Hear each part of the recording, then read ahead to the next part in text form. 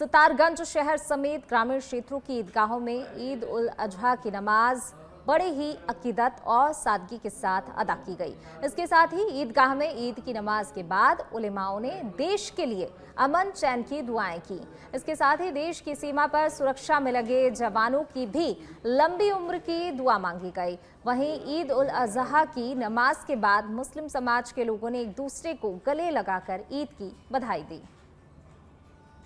तो देखिए, पूरे ही देश में बड़े ही हर्षोल्लास के साथ ईद उल अजहा का पर्व जो है मुस्लिमों ने मनाया और तमाम मस्जिदों में आज ईद की नमाज भी अदा की गई और नमाज अदा करने के साथ जो है पूरे ही देश में अमन चैन की दुआ मांगी गई और ख़ास तौर से जवानों के लिए जो सीमा पर डटे हुए हैं, जवान वहां पर तैनात है, जो देश की सुरक्षा में दिन रात लगे हुए हैं, उनके लिए भी यहाँ पर दुआ की गई नमाज। आज ग्राम बघौरी में सभी मुस्लिम लोगों ने यहाँ पर मिलकर ईद उल अजहा की नमाज़ को अदा किया और बहुत ही सुकून के साथ में नमाज यहाँ अदा की गई है। मैं तमाम देशवासियों को मेरी तरफ से ईद उल अजहा की बहुत बहुत मुबारकबाद पेश करना चाहता हूँ और मैं अपने उन सभी भाइयों से एक अपील करना चाहता हूँ, जो लोग कुर्बानी करा रहे हैं, कुर्बानी में जो जानवर को ज़िबा करा रहे हैं, उस जानवर के जो भी उसका ब्लड वगैरह है उसको किसी एक गड्ढे में करके और उसको जो है सड़कों पर ना बेर करें। और शासन प्रशासन का मैं धन्यवाद करना चाहता हूँ। साथ में मैं अपने साथी पत्रकार हमारे इमरान अंसारी जी और लाइक अंसारी जी का बहुत बहुत धन्यवाद करना। और मुझे लगता है कि पूरे भारत में के मुसलमान बड़ा अमन सुकून के साथ ही उन्होंने नमाज अदा की गई होगी, क्योंकि ये अल्लाह की जानिब से इब्राहीम खलीलुल्लाह की जो सुन्नत है वो तमाम मुसलमान अपने जो जायज़ कमाइयों से अल्लाह की राह में जानवर कुर्बान करते हैं और आज के दिन ये पैगाम देते हैं कि हम भारत में रहने वाले हैं, हम इस्लाम को भी फॉलो करते हैं, अपने भारत को भी फॉलो करते हैं। और मैं तमाम भारत के मुसलमानों से जहाँ जहाँ तक मेरी वीडियो जाए मैं उनसे अपील करता हूँ कि वो लोग अमन सुकून के साथ ईद की कुर्बानियाँ करें और किसी को आहत ना पहुँचे। और ईद का दिन आज खुशियों का दिन है, इसमें तमाम भारत के और जो लोग हैं, मज़ाहिब के लोग हैं, उनको भी शरीक करें। जैसे बकरे की कुर्बानी करते हैं, लिहाजा उनको भी दावतें दें और हम लोग सब गले मिलकर ईद मनाएं, क्योंकि भारत की ये परंपरा रही है कि हम सब मिलकर, जैसे हमने भारत को आज़ाद किया था, इसी तरह से हम इनकी खुशियाँ भी सब। और इसी खबर पर ज़्यादा जानकारी के साथ हमारे सहयोगी योगेश हमारे साथ जुड़ गए हैं। योगेश, देखिए, पूरे ही देश में बड़े ही हर्षोल्लास के साथ जो है ईद का पर्व मनाया जा रहा है। आज सभी ने सुबह सुबह मस्जिदों में नमाज अदा की, साथ ही दुआएं तो मांगी ही। क्या कुछ वहां पर खास रहा, किस तरीके से वहां के लोगों ने ईद का पर्व मनाया? बिल्कुल, आज जिस तरह से पूरे देश में ईद मनाई गई, उसी तरह से उत्तराखंड में भी आज अगर देखा जाए तो जो ईद की नमाज है वो सुबह अदा की गई। उसके बाद कुर्बानी का जो पर्व है वो मुस्लिम भाइयों द्वारा जो है वो मनाया गया। फिलहाल अगर बात करें तो पूरी शांति से उत्तराखंड में जितने भी ईदगाह हैं वहां पर ईद को नमाज जो है ईद को जो है वो उसकी नमाज जो है वो अदा की गई। जी बिल्कुल, शुक्रिया आपका इस तमाम जानकारी को साझा करने के लिए। तो देखिए, बड़े ही हर्षोल्लास के साथ पूरे ही देश में आज मुस्लिम समाज के लोगों ने ईद का पर्व मनाया, गले लगकर मुबारकबाद दी। बढ़ेंगे आगे। प्रदेश में स्टेट चिल्ड्रन पॉलिसी 2025 को लागू कर दिया गया है। इस पॉलिसी को लागू करने को लेकर उत्तराखंड सरकार की ओर से एक अधिसूचना जारी की गई थी। इस नीति में तमाम प्रावधान किए गए हैं, जिसके तहत सड़क किनारे रहने वाले बच्चे या फिर सड़कों के किनारे भीख मांगने वाले बच्चों को एक बेहतर जिंदगी मुहैया कराना है।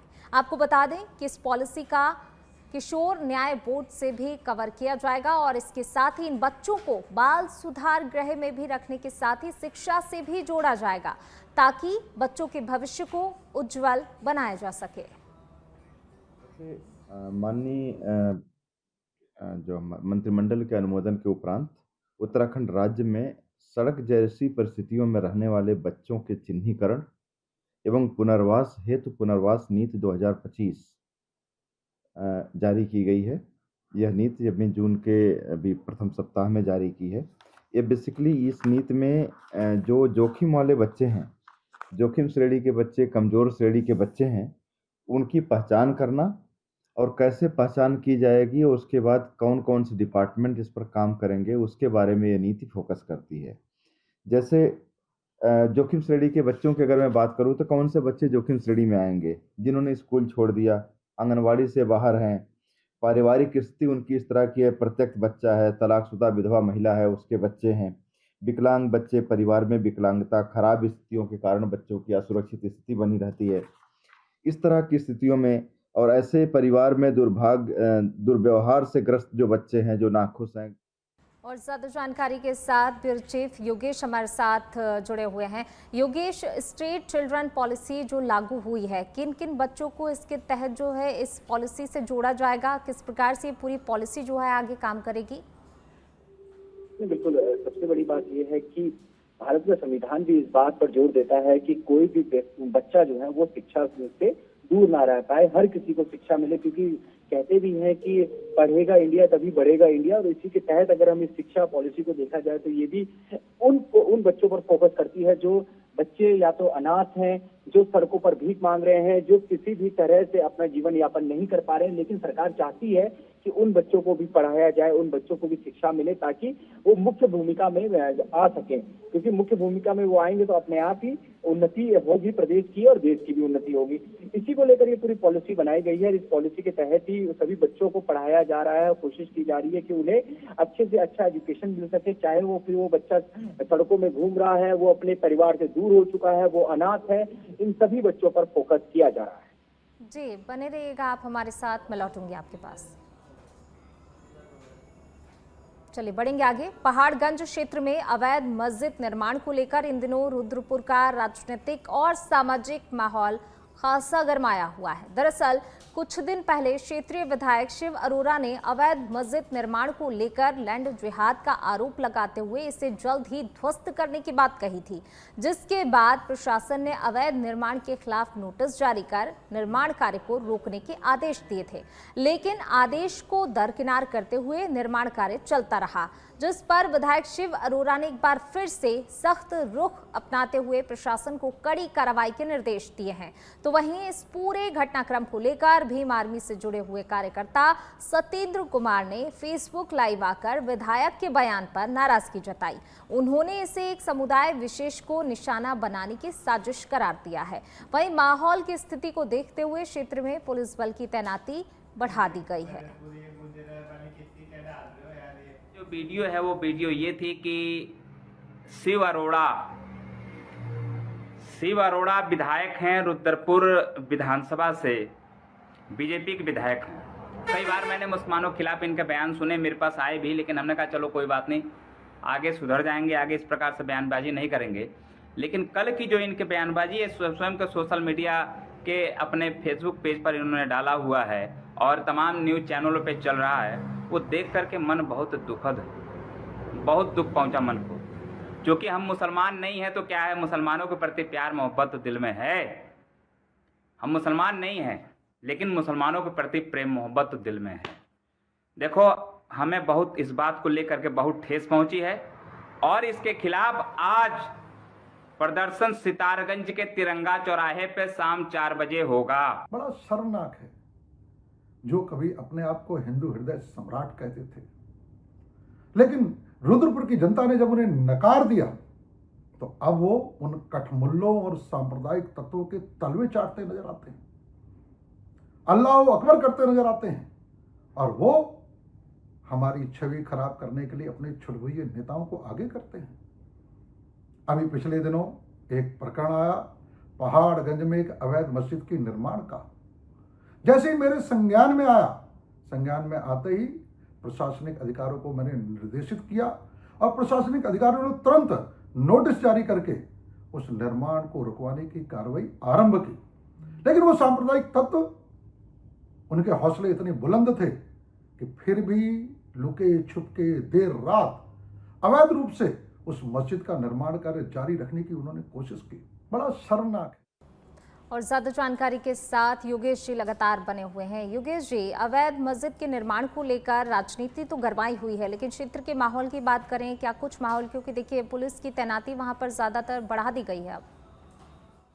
बिल्कुल, ये मामला जब से सामने आया है उसके बाद अलग अलग बयान भी सामने आ रहे हैं, अलग अलग पक्षों के बयान भी सामने आ रहे हैं और जिस तरह से 2 बड़े नेता जो है वो भी स्थानीय नेता लगातार इस पे बयानबाजियां कर रहे हैं, उसके बाद भी माहौल पूरा गर्मा रखा है। लेकिन इतना जरूर है कि प्रशासन पूरी तरह से मुस्तैद है, वो जानता है कि किसी भी तरह से मामला बिगड़ना नहीं चाहिए। और क्योंकि देखा गया है कि इससे पहले भी इस तरह के मामले सामने आ चुके हैं और उस समय भी स्थिति को संभालने की पूरी कोशिश की गई थी, इसलिए इस बार भी स्थिति को संभालने की पूरी कोशिश की जा रही है और कोशिश किया जा रहा है कि किसी भी तरह से जो है वो मामला ना बिगड़े, ताकि जो सांप्रदायिक सौहार्द है वो ना बिगड़े। जी बने रहिएगा आप हमारे साथ, मैं लौटूंगी आपके पास। चलिए बढ़ेंगे आगे, अब बात करेंगे रुद्रपुर की, जहां से एक दिल दहला देने वाला मामला सामने आया है। जी हाँ, जहां एक युवती को नशीली आइसक्रीम खिलाकर उसका अश्लील वीडियो बनाया गया और फिर लगातार 4 महीने तक उसके साथ सामूहिक दुष्कर्म किया गया। पीड़िता का आरोप है कि पहाड़गंज निवासी राशिद ने पहले उसका शारीरिक शोषण किया, फिर वीडियो वायरल करने की धमकी देकर किच्छा, हल्द्वानी और दिनेशपुर ले जाकर अन्य लोगों से भी दुष्कर्म करवाया गया। तो वहीं पीड़िता का जबरन गर्भपात भी कराया गया। आरोपी ने युवती से फर्जी कोर्ट मैरिज और निकाह का नाटक किया और बाद में पता चला कि वह पहले से शादीशुदा है। अब इस पूरे मामले को लेकर पीड़िता ने थाने में मामला भी दर्ज करा दिया है। फिलहाल पुलिस इस पूरे मामले की जांच में जुट गई है।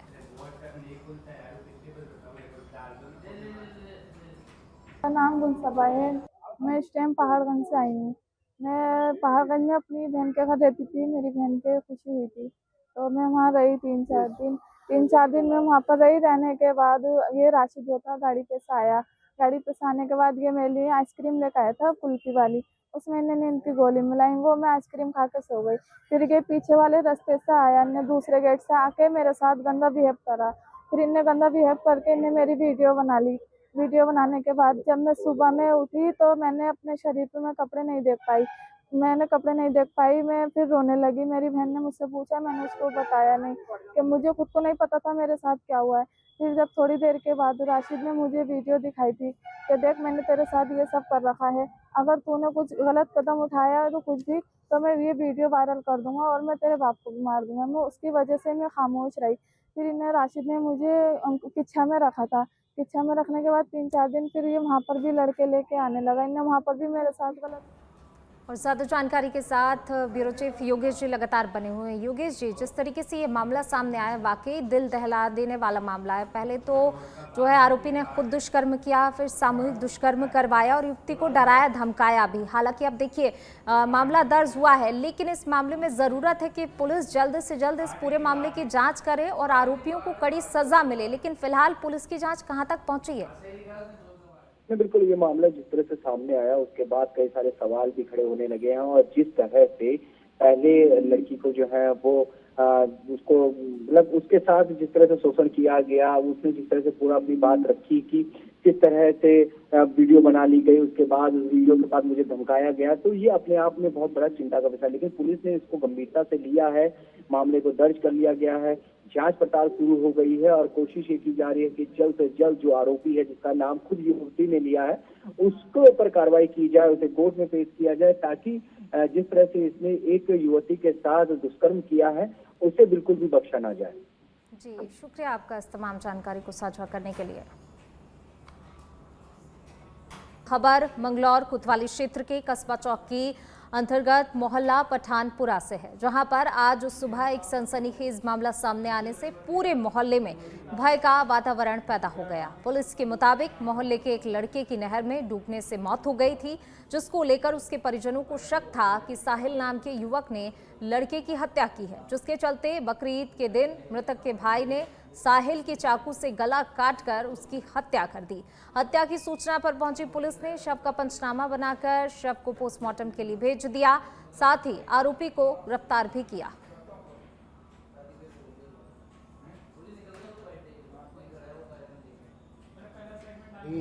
ये कस्बा चौकी क्षेत्र में एक व्यक्ति ने दूसरे एक बच्चे का गला रेत के उसकी हत्या कर दी, तो घटनास्थल पर आए हैं और एट द स्पॉट ही शायद वो जो मृतक था उसकी डेथ हो गई थी और अभी बॉडी मोर्चरी में है। बाकी हम देख रहे हैं कि क्या कारण थे, किस लिए थे। जो व्यक्ति जिसने घटनाक्रम किया वो हमारी एक्सेस में है, उसको हमने पकड़ लिया है। मुकदमा दर्ज करके आगे की लीगल कार्रवाई जो है वो की जाए। किस चीज़ से हत्या की गई? वो चाकू से गला रेत रखा है उसका। पुरानी रंजिश का कुछ मामला सामने? इसमें कुछ ऐसा प्रकरण अभी बताया जा रहा है कि 1 साल पहले जिसने मर्डर ये आज घटना की है, उसका कोई बेटा एक्सपायर हुआ था पानी में डूब करके, उसको लेके कुछ कंसर्न था, तो उसमें हम आगे काम करें।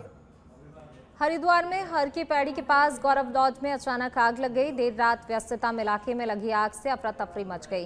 जिस वक्त आग लगी उस समय लॉज के सभी कमरों में 35 यात्री ठहरे थे। सूचना पर पहुंची फायर ब्रिगेड की टीम ने आग पर काबू पाकर अंदर फंसे यात्रियों को सीढ़ी लगाकर बाहर निकाला। फायर ब्रिगेड की 2 गाड़ियों ने करीब 2 घंटे की मशक्कत से आग पर काबू पाया।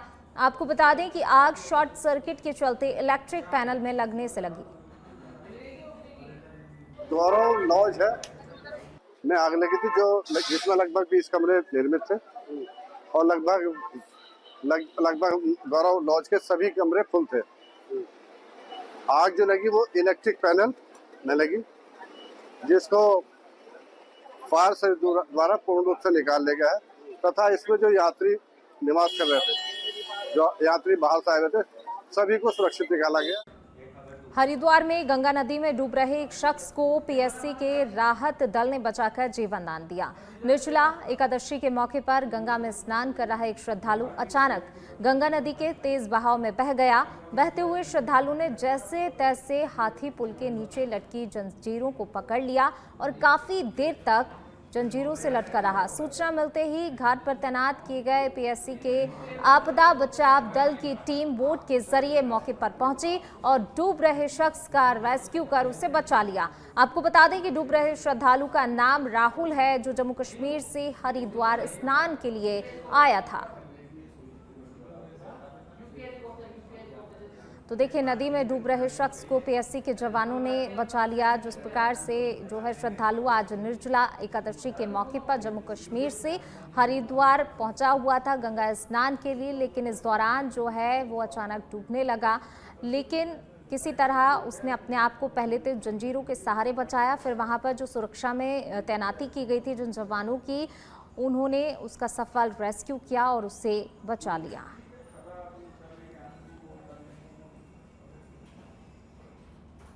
देहरादून में भीषण गर्मी के बाद अब मौसम करवट ले रहा है। जो यहाँ बीते कुछ दिनों से प्रदेश के पहाड़ी और मैदानी क्षेत्रों में बारिश का दौर देखने को मिल रहा है, तो वहीं ऊंचाई वाले इलाकों में बर्फबारी भी हो रही है। मौसम विभाग के अलर्ट को देखते हुए आपदा प्रबंधन विभाग भी अपने स्तर पर तैयार है। आपदा प्रबंधन सचिव विनोद कुमार सुमन ने कहा कि सामान्य बारिश का अलर्ट है और हर बार अलर्ट को देखते हुए ही कार्रवाई की जाती है। उन्होंने कहा कि जहां जहां संवेदनशील स्थान है वहां पर मशीनें और मैन पावर तैनात किए गए हैं, ताकि अगर किसी भी जनपद में आपदा आए तो हम अलर्ट रहें। अभी मानसून नहीं आया है, मानसून आने में अभी 5-7 दिन का समय है। अभी जो बरसात हो रही है वो बरसात नॉर्मल बरसात है। इस बरसात से किसी प्रकार से कोई नुकसान की सूचना नहीं है और यह उपयोगी भी है फसलों के लिए भी और वाटर रिचार्जिंग के लिए भी। बाकी जनपद हमारे मानसून की दृष्टि से पूरी तरह से तैयार हैं। सभी लोग सतर्क हैं। सभी को माननीय मुख्यमंत्री जी के स्तर से और चीफ सेक्रेटरी सर के स्तर से डिटेल में निर्देश गए हैं जनपदों द्वारा। चमोली में पीडब्ल्यूडी द्वारा बनाया गया वैली ब्रिज बीते दिनों ढह गया था। आपको बता दें कि इस पुल को 2 करोड़ 80 लाख रुपए की लागत से बनाया गया था, लेकिन मजदूरों ने जैसे ही पुल के सपोर्ट और बर्थ को हटाया, पूरा पुल भर भराकर नदी में जा गिरा। 2 महीने पहले ही इस पुल का निर्माण कार्य शुरू हुआ था। अब इस मामले में लापरवाही बरतने पर सीएम के निर्देश पर पीडब्ल्यूडी के 3 अभियंताओं को निलंबित कर दिया गया है। पीडब्ल्यूडी के एचओडी राजेश कुमार शर्मा ने बताया कि वैली ब्रिज के निर्माण कार्य में लापरवाही बरतने पर यह कार्रवाई की गई है।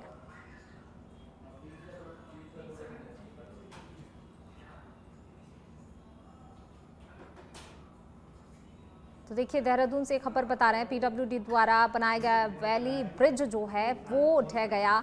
2 करोड़ 80 लाख रुपए की लागत से इस पुल को बनाया गया था, लेकिन ये पुल जो है जैसे इसका बर्थ और सपोर्ट सिस्टम हटाया गया, भर भराकर ये पुल ढह गया।